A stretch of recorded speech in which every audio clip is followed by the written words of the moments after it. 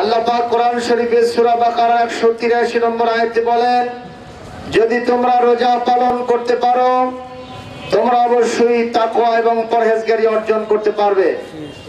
তাকওয়াবান ব্যক্তিরাই, পরহেজগার ব্যক্তিরাই কিয়ামতে জান্নাত যেমন পাবে, দুনিয়ার এই জীবনের সমস্ত কার্যকলাপ থেকে যদি ভালোভাবে স্বচ্ছতার সাথে এই দেশ এই সমাজ পরিচালিত হওয়া দরকার হয়, তাহলে মুত্তাকি এবং তাকওয়ার কোনো বিকল্প নেই। কারণ যাদের ভিতরে আল্লাহর ভয় থাকে তারা অশ্লীলতা, বেহায়াপনা, সমাজ গর্হিত কোনো খারাপ কাজে জড়িত হতে পারে না। সেই ট্রেনিং দেওয়ার জন্যই মাহে রমাদান এসেছে। গোটা বিশ্বের সকল মুসলিম মিল্লাতের জন্য শুভেচ্ছা। আল্লাহর পক্ষ থেকে রহমত কামনা করছি, মাগফিরাত এবং নাজাত কামনা করছি। সেই সাথে বগুড়াবাসীকে আমরা আহ্বান জানাবো, মাহে রমাদানের পবিত্রতা হাসিলের জন্য, পবিত্রতা রক্ষার জন্য আমাদের সামাজিক ভাবে দিনের বেলায় হোটেল রেস্তোরাঁ একেবারে প্রকাশ্যে খুলে রাখা, এটা অবশ্যই মাহে রমাদানের সাথে সাংঘর্ষিক। এবং অশ্লীলতা, বেহায়াপনা, বেপরদা, অশ্লীল ছায়াছবি প্রদর্শন এবং দেখা, এগুলো সম্পূর্ণ ইসলাম গর্হিত মাহে রমাদানের এই পবিত্রতার সাথে সম্পূর্ণ সাংঘর্ষিক। এই জন্য বগুড়াবাসীকে আমরা আহ্বান জানাবো, এই সকল সমাজ গঠিত কাজ থেকে মাহে রমাদানে অন্তত আমরা বিরত থাকি এবং রমাদানের শিক্ষা নিয়ে সারাটি বছর, সারাটি জীবন আমরা উদযাপন করি। মাহে রমজান এটি হচ্ছে তাকওয়ার মাস, সওয়াব কামাইয়ের মাস, তওবার মাস।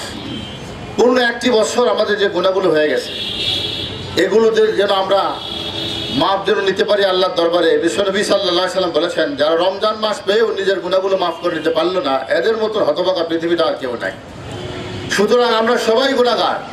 এই গুনাহ থেকে পরিত্রাণ পাওয়ার জন্য আল্লাহ রাব্বুল আলামিন আমাদেরকে মাহে রমজান উপহার দিয়েছেন, একটি সুবর্ণ সুযোগ গুনাহ মাফ পাওয়ার জন্য, ক্ষমা চাওয়ার জন্য।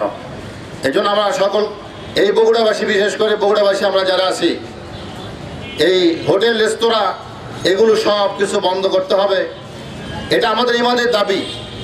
আর পাশাপাশি অশ্লীল ছায়াছবি, নৃত্য প্রদর্শন, আরও যে সমস্ত অশ্লীল কার্যকলাপ আছে এগুলো সব কিছু বন্ধ করতে হবে। সামাজিকভাবে এটা আমাদেরকে এগিয়ে আসতে হবে।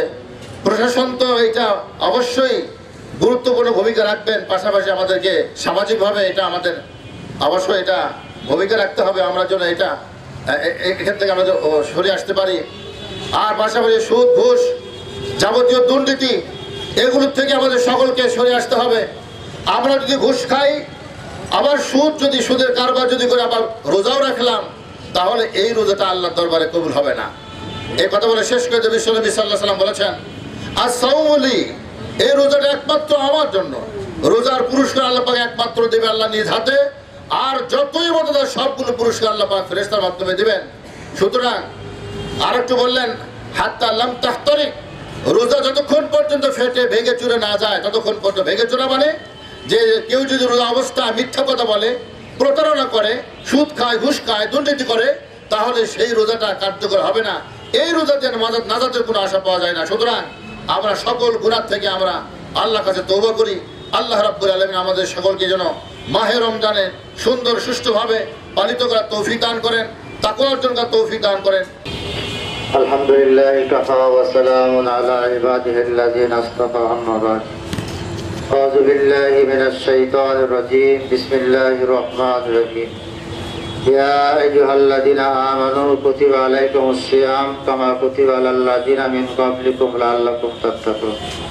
وقال رسول الله صلى الله عليه وسلم من صام إيمانا واحتسبا غفر له ما تقدم من ذنبه أو كما قال النبي صلى الله عليه وسلم।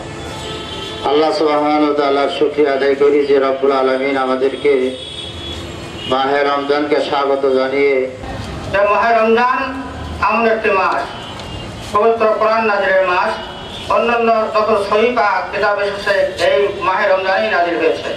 সুতরাং এই কোরআনের কারণে মাহে রমজানের মর্যাদা বৃদ্ধি হয়েছে। আপনারা জানেন মাহে রমজানের এমন একটি রাত আছে যে রাতে সাধারণ ক্ষমা ঘোষণা করা হয়েছে, সকল প্রকার অপরাধ ক্ষমা করা হবে, এটা লাইলাতুল কদর। এই রাত যেন আমাদের নসিব হয়। আর বিশেষ করে আজকের দিনেও অনেক মানুষ দুনিয়া থেকে বিদায় হয়ে যাচ্ছেন। আমরা চাইবো মহান আল্লাহ পাক আমাদের সবাইকে সুস্থ রাখেন, ভালো রাখেন, হায়াতে তৈবা দান করেন, মাহে রমজানে পুরোপুরি রোজা রাখার মতো শক্তি সামর্থ্য দান করেন। আমি আপনাদেরকে আহ্বান জানাবো মাহে রমজানের পবিত্রতা রক্ষার জন্য। আমরা যেখান থেকে থাকি, যে পর্যায়ে থাকি না কেন, আমরা দেখেছি যারা অমুসলিম তারাও রমজান মাসে অনেক পবিত্রতা রক্ষা করে চলে, অথচ আমরা মুসলমান জাতি আমরা এটা বুঝি না। সুতরাং বিধর্মীরা বুঝে মুসলমানদের কৃষ্টি কালচার নিয়েছে, অথচ মুসলমান হয়ে আমরা রোজার মর্যাদা, রমজান মাহে রমজানের যে সম্মান মর্যাদা আমরা বুঝি না। সুতরাং দল মত নির্বিশেষে এবং সকল মানুষকে মাহে রমজানের পবিত্র রক্ষার জন্য আহ্বান জানাচ্ছি। বগুড়া সহ সারা দেশে আল্লাহ পাক যেন শান্তি বিরাজ করেন।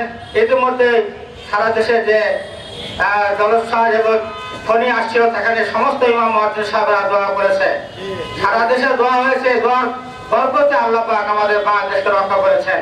যে দুনিয়ার জীবন আসলেই ক্ষণস্থায়ী জীবন, এই জীবন থেকে আমাদেরকে একদিন অবসান নিয়ে চলে যেতে হবে। কখন যেতে হবে সেই বিষয়টি আমাদের কারোরই জানা নেই। সেহেতু আল্লাহ সুবহানাহু ওয়া তাআলা আমাদেরকে তার সান্নিধ্য লাভের জন্য সবচেয়ে নিকটতম মাধ্যম মাহে রমজান আমাদেরকে দিয়েছেন। এই আল্লাহ সুবহানাহু ওয়া তাআলা আমাদেরকে যে মাহে রমজানের দ্বার প্রান্তে উন্নীত করেছে, এই জন্য আল্লাহর শুকরিয়া আদায় করি।